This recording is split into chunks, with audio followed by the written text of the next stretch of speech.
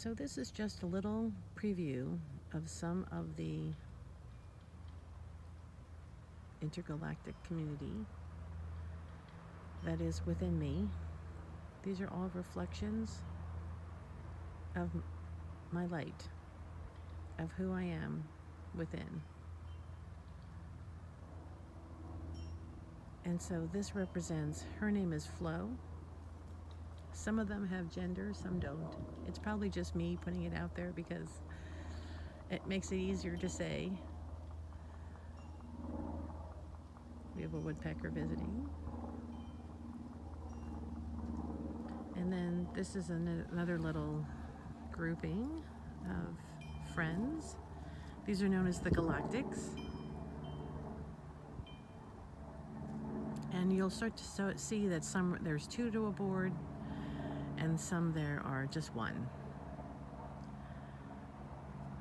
This is reminding you that you are supported. It isn't just you out there.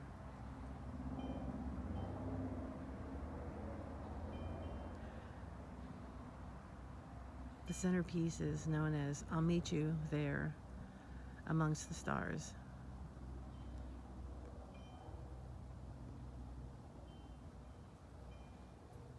If you notice, if you look for the red circles on the piece, you'll see star constellations, first time added to the art. Orion in the center, one of my favorite constellations to look at night. And two stars, one to the south. Actually, I believe those are planets because they were very brilliantly glowing in the sky when I was looking up at them. And also, if you look close at the piece, you can actually see a circle around Orion's belt.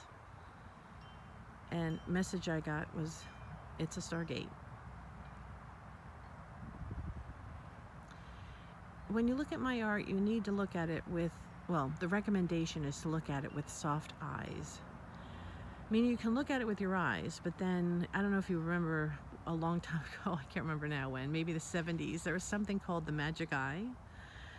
And it was art that was images behind art, or it wasn't abstract. I think they were maybe geometrical shapes or something like that. And if you let your eyes soften when you looked at a piece, you could see what was behind it.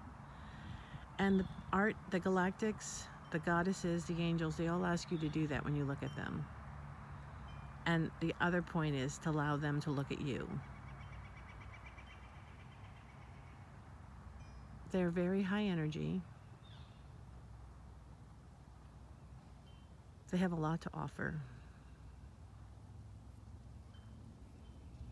One of their main gifts is that they are very good at listening. Just like me.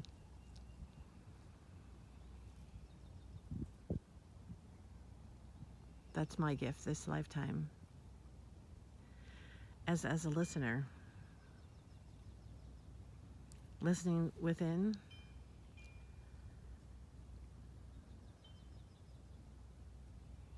And I'm going to walk a little bit to show you. This is my front yard where I currently live. A lot of beautiful trees.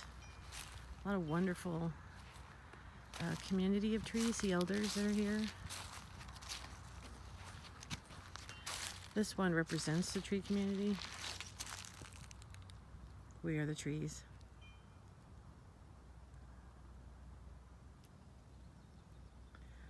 That also has more than one stargate on it.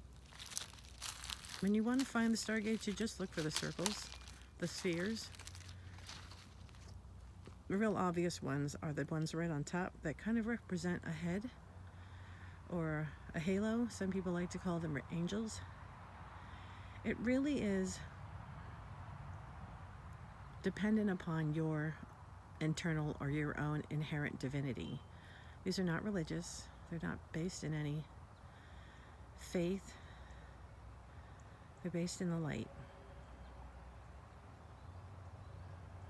And so they all have their own different personalities, just like I do, because we're more than one personality. We're more than one energy source. We have lots of characteristics, archetypes.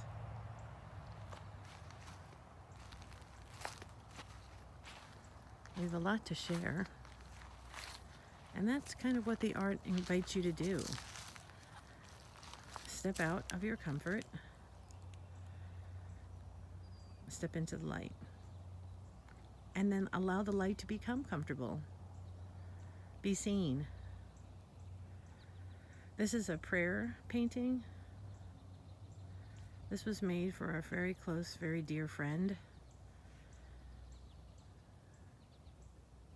who unexpectedly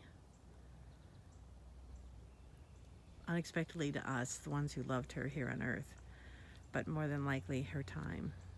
Whatever that means, I don't know. But this is from Meredith. This is called Mare's Prayer. Actually name of the piece. It's a prayer painting, and it was painted while she was in the hospital.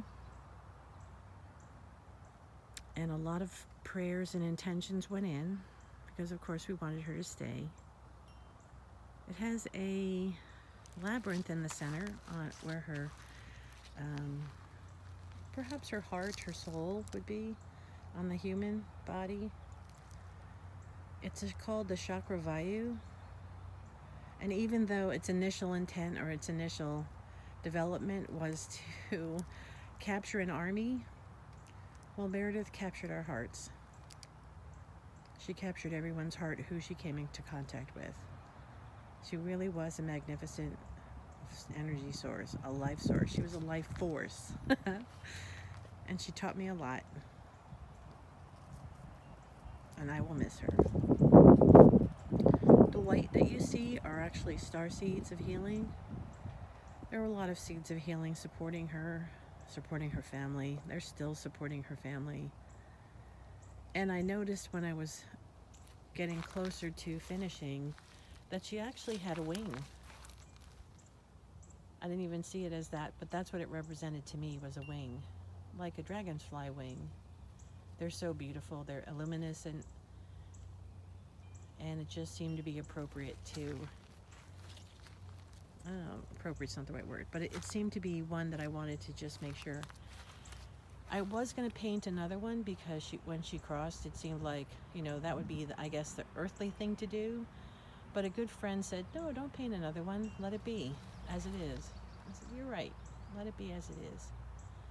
She always has her wings. And she's overlooking all of us now, protecting and supporting. And also, she's in a healthy body now. And I'm happy for that.